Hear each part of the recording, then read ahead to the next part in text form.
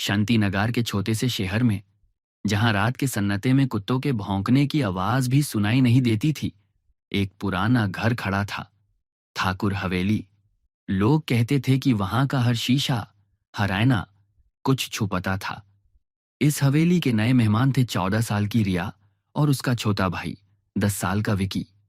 उनके पेरेंट्स ने सोचा कि ये घर समर वेकेशन के लिए परफेक्ट है, पर रिया को पहली रात ही कुछ गलत लगा।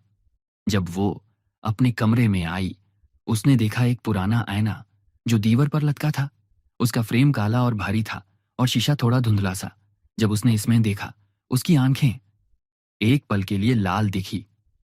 विकी, उसने अपने भाई को बुलाया। ये आईना अजीब है, विकी ने हंसकर कहा। दीदी, तू फिल्मों में ज्यादा एक्टिंग करती है। पर उस रात जब घर सो गया, आईने से एक हल्की सी सिसकी की आवाज आई। अगली सुबह रिया ने देखा कि उसके कमरे का दरवाजा खुला था, जबकि उसने रात को बंद किया था। विकी ने बताया कि उसने रात को किसी के चलने की आवाज सुनी, पर जब उसने देखा तो कोई नहीं था। रिया ने आने को छुपाने के लिए उस पर एक चादर डाल दी। चादर नीचे गिरी हुई थी और आईना फिर से दिख रहा था। उस रात विकी ने रिया को जगाया। दीदी, मैंने आने में कुछ देखा, एक चेहरा। ये मेरा नहीं था।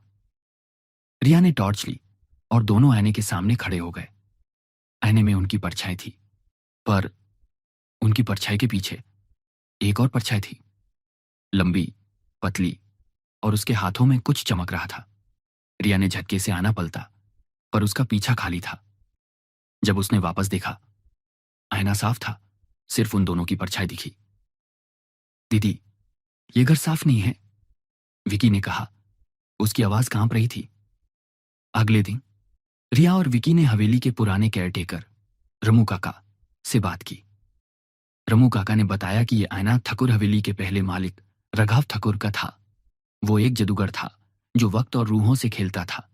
कहते हैं कि उसने अपनी रूह को आईने में बैंड कर दिया था ताकि वो हमेशा देखता रहे और शायद वापस आए। रिया ने फैसला किया कि आईना हवेली से हटाना होगा। उन्होंने इससे उठाया और हवेली के सबसे ऊपर वाले कमरे में जो बैंड था रख दिया। पर जब वो नीचे आए, उनके पेरेंट्स अजीब तरह से बिहेव कर रहे थे। उनकी मम्मी ने कहा, रिया, तुमने अपना कमरा क्यों नहीं साफ किया? रिया हैरान थी। उसने तो कमरा साफ किया था। जब वो वापस अपने कमरे में गई तो आईना वहां वापस था, दीवार पर लटका हुआ। उस रात विकी ने अपने कमरे में एक पुराना खत देखा जो आईने के नीचे रखा था। उसमें लिखा था, जो मुझे देखता है वो मेरा हो जाता है, तुम मुझे नहीं रोक सकते। रिया और विकी ने आईना तोड़ने का सोचा, पर जब उन्होंने हैमर उठाया, आईने से एक आवाज आई, गहरी, भयानक, रुक जाओ। रिया और विकी डर के मारे पीछे हट गए। आईने में एक चेहरा उभरा, लंबा, सेव्ड बालों वाला, और उसकी आंखें लाल थी। ये राघव ठाकुर था। तुमने मुझे जगाया, उसने कहा। अब तुम सब मेरे हो। आईने से एक काला धुआं निकला जो कमरे में फैल गया।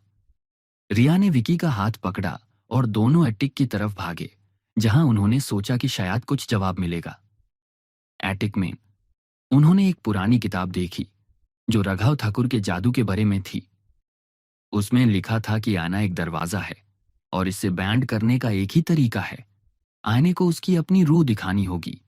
रिया ने विकी से कहा, हमें आईना वापस लेना होगा और इससे सामना करना होगा। वो वापस नीचे आए, आईना अब भी वहां था।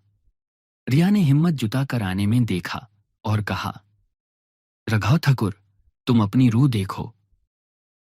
आईने में एक चमक हुई और राघव का चेहरा अपने आप को देखता रहा।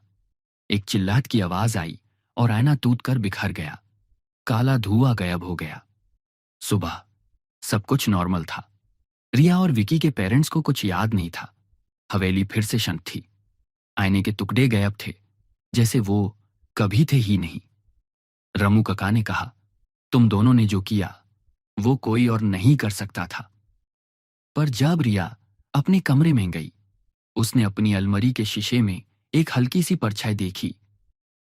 एक पाल के लिए उसने विकी को बताया और विकी ने हंसकर कहा, दीदी अब बस फिल्मों में एक्टिंग बंद कर दो। पर रात को जब घर चुप था, रिया को एक हल्की सी सिसकी सुनाई दी। ना करीब, ना दूर, बस कहीं